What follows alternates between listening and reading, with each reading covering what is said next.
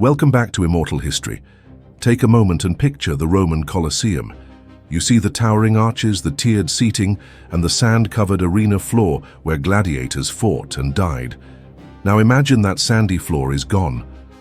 In its place is a vast, shimmering lake, 5 feet deep, contained within the amphitheater's walls. And on that water, 2 fleets of warships, complete with rams and catapults, are crashing into each other. Splinters fly, men scream, and from the stands, 50,000 Romans roar for blood. This sounds like a scene from a fantasy blockbuster, a director's wild dream. But what if this was not a work of fiction? What if this aquatic carnage, this seemingly impossible spectacle, actually happened? Ancient writers insist that it did. So, is this one of history's great untold truths, or is it an elaborate 2,000-year-old fabrication? Today, we will investigate the evidence to find the truth.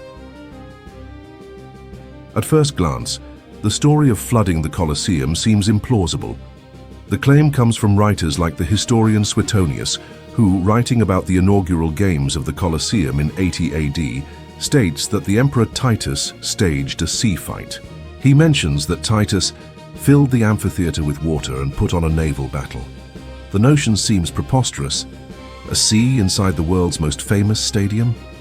But then, more evidence corroborates the account. This wasn't just one writer's fanciful report. The poet Martial was a contemporary witness. He was present for the Colosseum's opening games and wrote an entire book about them, the Book of Spectacles. In it, he urges his readers, "Let not the naval warfare, with its ships and the water resembling the sea, deceive you." He explicitly tells his audience not to doubt what they are seeing, suggesting it was as unbelievable to them as it is to us. Decades later, another historian, Cassius Dio, writing in the 3rd century AD, described the same event in even greater detail. He wrote that the arena was suddenly filled with water, and that horses, bulls, and other trained animals were brought in to perform in the water as if it were their natural element. After that, he states, men on ships engaged in a sea battle, portraying the conflict between the Corinthians and Corcyraeans. So we have multiple sources, including an eyewitness, all describing the same improbable event: warships fighting on a man-made sea inside the Colosseum. If this was a fabrication, it was an incredibly well-orchestrated one, repeated by historians and poets across centuries. The question then shifts from if it happened to how it was possible. To transform the Colosseum into a naval arena, Roman engineers had to solve 2 monumental problems. First, how to get millions of gallons of water into an arena 5 stories high, and second, how to keep it there without the whole structure leaking like a sieve. The answer to the first problem lay in Rome's greatest technological achievement, the aqueducts. 2 of the city's major water lines, the Aqua Claudia and the Anio Novus, ran in a channel just a short distance from the Colosseum. These weren't just pipes, they were man-made rivers, carrying a constant massive flow of water into the city through the power of gravity alone. Roman engineers were masters of hydraulics. By building secondary branches, they could divert water with astonishing precision.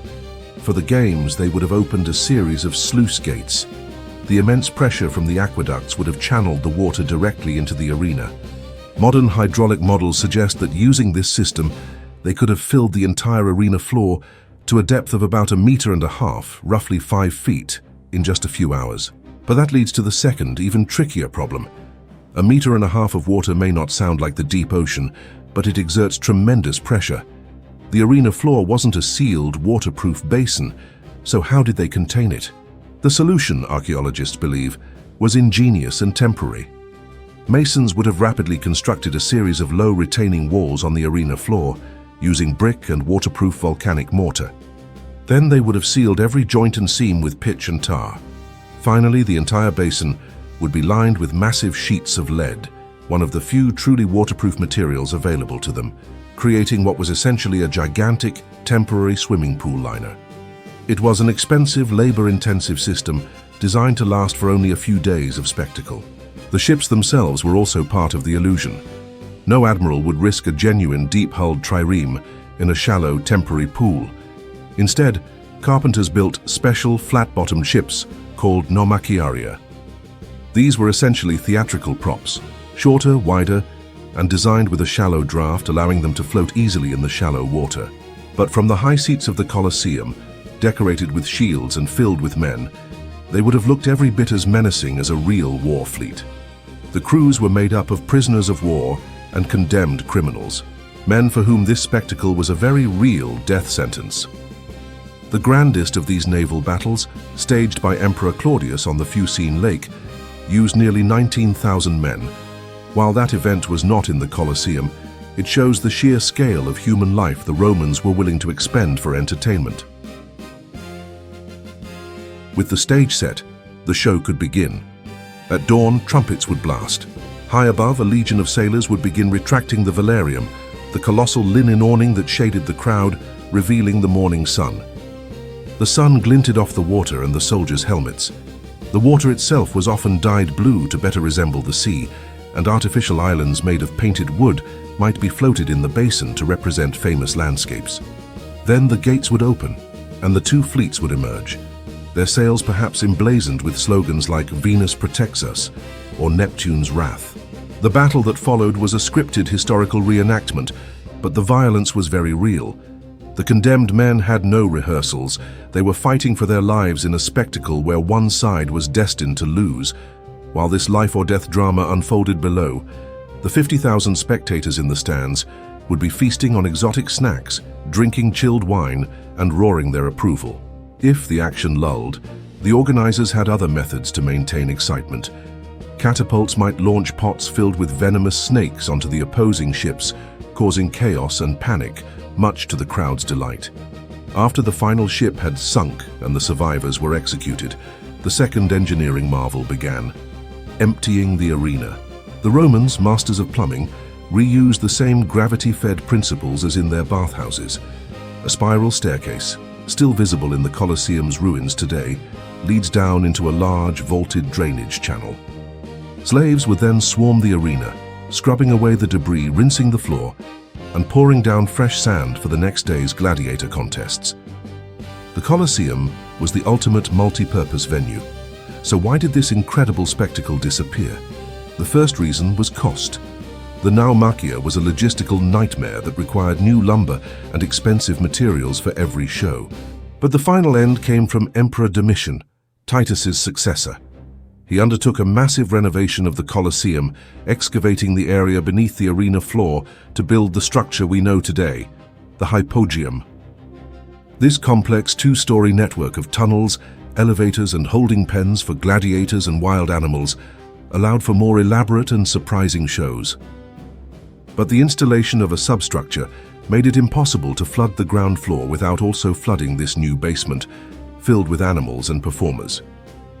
The naval battles in the Colosseum were over. The spectacle wasn't entirely abandoned, however. Evidence for this practice can still be seen in the amphitheaters in Verona, Italy, and Merida, Spain, which have clear inlet and outlet channels built for flooding. In Merida, archaeologists even found perfectly preserved bronze water valves. The Colosseum was the most famous venue for these spectacles, but it was not the only one. So did the Romans really flood the Colosseum to stage mock naval battles? The answer is a resounding yes. They diverted rivers, defied engineering logic, and sacrificed thousands of lives, all for a few afternoons of unforgettable entertainment. It was more than just a show. It was a visceral message to every citizen and subject watching. If we can command the sea to appear in the heart of Rome, imagine what we can do to you if you dare to rebel. Was it brutal? Absolutely. Was it effective? Historians are still talking about it 2 millennia later. For more deep dives into the ancient world's most incredible achievements, make sure to subscribe to Immortal History. Next time you look at those iconic broken arches, don't just picture gladiators. Picture entire fleets of warships rowing toward legend as an empire roared for blood. Rome didn't just entertain the world, it drowned it in spectacle.